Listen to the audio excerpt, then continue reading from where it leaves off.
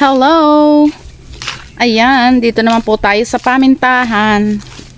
Tayo po ay maglilinis ng mga puno-puno ng paminta. Para po ito ay malagyan ng abono. Kasi ito po hindi pa nalalagyan ng abono.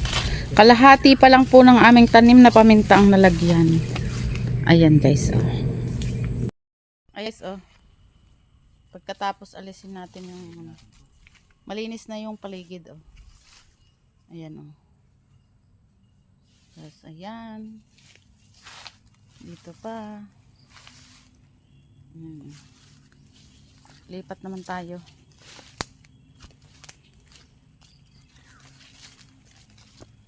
Lilipat naman tayo ng puno-punoan din. Pero oh. Napakadami ng andin, oh. Ayan. Tapos sa palabak naman. Dito, oh. Ayan, yung isa ni Daddy. Tapos na yung banda doon. Dito naman, oh. Ayan, saan?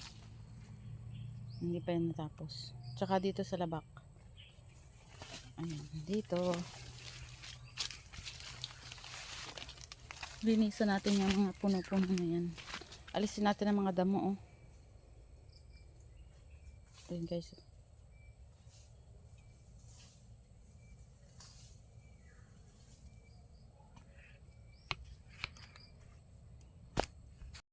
Guys, malinis na yung mga puno ng paminta. Ayan, para sa sunod na pagpunta ni Daddy, maglalagay naman siya ng abono dyan sa mga yan, oh. Ayan guys, oh. Malinis na. Ayan. Ayan pa rin. Dito. Ayan, oh. Kung meron nun siyang mga dahon na yan ng paminta, yan nandiyan sa puno. Ayan. Malinis na guys. Ayan. Dito, oh. Ayan, malinis natin yan. Ayan. Lalagyan na yan ng abono para gaganda ang bunga niya. Ayan. Ito. Ito guys, oh. Ayan ang bunga, oh. Ayan, oh. Tapos ito. Ayan. May bunga na siya, kaya dapat i-abonohan pa rin. Ayan, oh. Ayan guys, oh. Ayan. Ang ating mga nilinisan. Sunod ay lalagyan naman ng abono para siya ay gaganda. Ari, medyo kularang ang bunga, oh. Ayan, oh. Ayan. Medyo kularang ang bunga niyan. Meron naman pong marami ang bunga. Meron po konti. Ayan, malinis na. Dito. Ito rin guys, oh. Oh, ayan, oh, maraming bunga, oh. Ayan.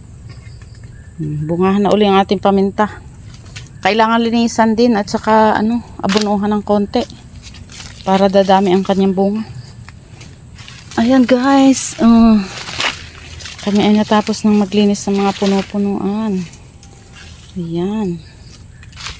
Papunta dun. Malinis na yung mga puno. Naka-ready na sila para sa abono. Ayan guys. Ito bagong tanim lang ito. Yan, bagong tanim lang na namin ni Daddy, oh. Buhay na yung kanyang punong kinakapitan. Ito guys, oh. Ayan. Malago. Yung ating mga paminta. Ayun. Papunta doon, malinis. Papunta dyan sa pababa. Papunta dyan. At dyan. Tapos din sa makaahon. Ayan.